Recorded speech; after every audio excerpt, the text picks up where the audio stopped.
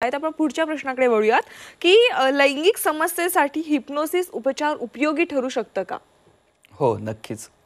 जागतिक आरोग्य संघटनेने हिप्नोसिस आर्टिकलमध्ये हे स्पष्टपणे नमूद केले आहे की नपुंसकत्व, लैंगिक समस्या, योनिसमस, स्त्री समस्या इत्यादी बिघडलेल्या लैंगिक कार्यांवरती संमोहन उपचार यशस्वीपणे कार्य करते.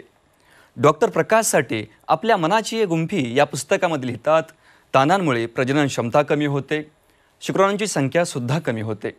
तसेच व्यक्तीच्या शरीरातील टेस्टोस्टेरॉनच्या कमतरतेमुळे वांझपणा, नपुंसकत्व, लैंगिक कमजोरी, शुक्राणूंची कमतरता इत्यादी लैंगिक समस्या निर्माण होऊ शकतात.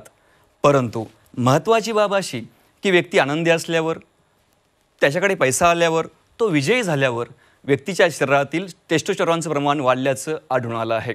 अर्थातच व्यक्तीच्या शरीरातील टेस्टोस्टेरॉनचं प्रमाण संतुलित ठेवण्यासाठी आणि त्यामध्ये वाढ करण्यासाठी व्यक्ती तणावमुक्त, आनंदी व सकारात्मक असणं गरजेचं आहे. आणि व्यक्तीला तणावमुक्त, आनंदी व सकारात्मक बनवण्यासाठी संमोहन उपचार अत्यंत प्रभावी शास्त्र आहे. त्यामुळेच तर अनेक वर्षानुवर्षे बरे न होणारे लैंगिक समस्या ह्या संमोहनाने तात्काळ बऱ्या होऊ लागतात.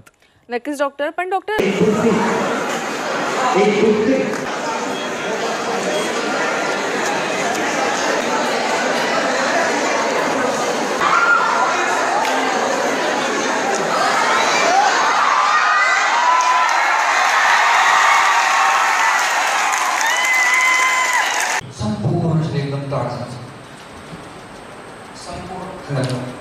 संपूर्ण एकदम ताट झाले, एकदम ताट झाले.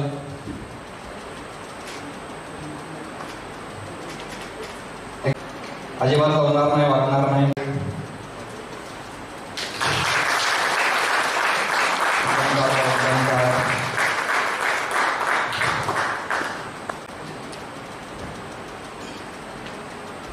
बघा कसं आहे.